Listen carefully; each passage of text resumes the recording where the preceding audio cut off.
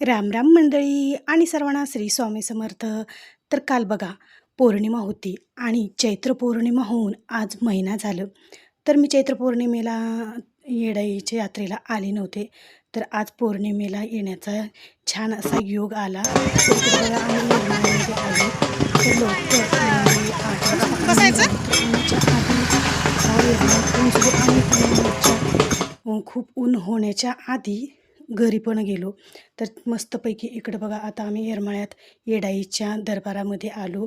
इकडं बेल, फूल, हार सगळं काही पूजाचं जे सामान असतं, तर ते ओटीचं सामान घेतलं होतं इकडं. त्याचबरोबर कडेयेडा घेण्यासाठी हा म्हणजे दोरा पण घेतला होता. बघा 1.25 कोसाचा हा डोंगर आहे आणि त्याचा कडेयेडा घेण्यासाठी हा दोरा घेतला जातो. तर इकडं देवाला कडेयडा घ्यायचा होता म्हटल्यावर त्या दोऱ्याने डोंगराचं दर्शन घेतलं. मंदिरात जाण्याच्या आधी ना बघा डोंगराला कडेयडा घेतला जातो.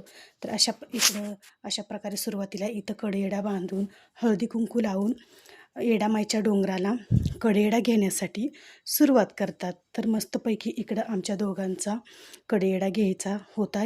यांनी कडेयडा घेतला आणि मी त्यांच्या मागे होते. अशा प्रकारे आमचं जास्त नाही बघा 10-20 मिनटामध्ये आमचा हा 1.25 कोसाचा डोंगर आहे म्हणतात ना, तर तो पूर्ण डोंगराचा कडेयडा घेण्याचा झाला होता. बघा आता उन्हाळा आहे ह्याच्यामुळं का नाही जास्त हिरवंगार डोंगर तुम्हाला दिसणार नाही. पण इतका येडामाईचा डोंगर हा हिरवागार आहे ना, की इथं ज्यावेळेस आपण कडेयडा घ्यायला येतो का नाही, तर त्यावेळेस लवकर इथून जाऊच वाटत नाही. आणि बघा आता उन्हाळा पण आहे तरी पण एकदम मन प्रसन्न, छान असं वातावरण, एकदम असं कडकडीत ऊन होतं, पण इतकं काही थकल्यासारखं जाणवतच नव्हतं. छान असं मस्तपैकी इकडं आम्ही दोघांनी कडेयडा पण घेतला. बघा आता 9 वाजले होते आणि 9 म्हणजे सकाळचं जरा कोवळंच ऊन असतं.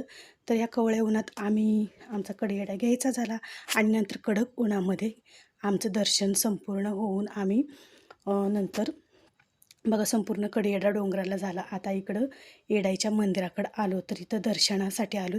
प्रत्येक ठिकाणी डोंगराच्या पूर्ण चहूबाजूला अशा प्रकारे या मावशी बसलेल्या असतात. परशुराम घेऊन बसलेले असतात, परड्या घेऊन बसलेल्या असतात. तर त्यांच्या परड्यामध्ये अशा प्रकारे जी काही आपल्याला दक्षिणा ठेवू वाटते ती दक्षिणा ठेवायची असते. नंतर आता इकडं वरी बघा, वरी पायऱ्या चढून आम्ही आलो. पायऱ्या चढल्यावर इतकं दम भरल्यासारखं झालं होतं ना, तर 5-10 मिनिट इकडं मी पायरीवर तोपर्यंत बसले. नंतर आता इथं येडामाईच्या गाभाऱ्यात दर्शन झालं होतं.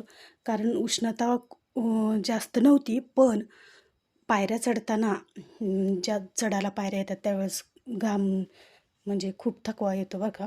तर गर्दी इतकी होती का नाही पौर्णिमा असल्यामुळे आम्हाला काय म्हणजे रांगेमध्ये दर्शन करायला भेटलंच नाही. कारण गर्दी इतकी होती का नाही बघा. कारण पौर्णिमा दिवशी एरवी पण येडामाईपाशी गर्दी असतेच, पण पौर्णिमा दिवशी ही गर्दी असणार.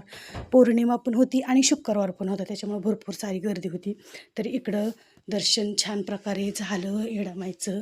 सगळं ओटीचं सामान घेतलं, जे काही मी नैवेद्य ते आणले होते बनवून, तर ते परडीमध्ये घातले. पीठ मीठ परडीमध्ये घातलं आणि अशा प्रकारे इकडं छान पद्धतीनं येडामाईचं आज शुक्रवारचं पौर्णिमेचं दर्शन पण झालं आणि इकडं परड्या पण 4-5 पिठामिठाने परड्या पण भरून घेतल्या. तसं तर आता विडा काढतानाच परड्या सगळ्या भरल्या होत्या. पण ज्यावेळेस येरमाळ्याला आपण जातो का नाही, तर त्यावेळेस आवर्जून अ, नैवेद्य, पीठ-मीठ घेऊन जायचं. म्हणजे आपल्याला परड्या भरून म्हणजे परड्या भरता येतात. आणि अशाच प्रकारे प्रत्येक पौर्णिमेला येण्याचा योग यावा हीच येडामाईचरणी प्रार्थना. तर छान असं प्रकारे लवकर आमचं दर्शन पण झालं आणि लवकर इकडं सगळं काही आवरलं पण आणि अशा प्रकारे सगळ्या परड्या पण भरून घेतल्या. तर बघा कोण कोण येरमाळ्याच्या येडामाईला जातं किंवा गेलेलं आहे किंवा चुना येचायला गेलेलं आहे, नक्की सांगा. तर असं झालं आजचं आमचं येडामाईचं दर्शन.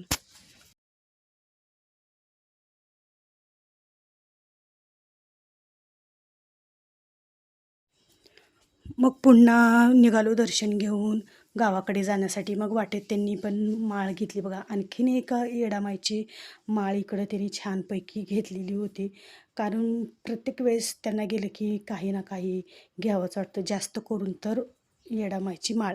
तर इकडं आणखीन एक येडामाईची माळ त्यांनी चांगली घेतली आणि त्या ताईंनी छान प्रकारे जमवून पण दिली. तर अशा प्रकारे इकडं पण ही पण आमची खरेदी झाली. नंतर मुलांना काही खेळणी पण घेतली, तर त्याचं काही मी तुम्हाला दाखवलं नाही. नंतर छानपैकी मस्त इकडं ऊन झालं होतं आणि उन्हामध्ये थंडगार असा उसाचा रस घेतला आणि मग गावाकडे निघालो.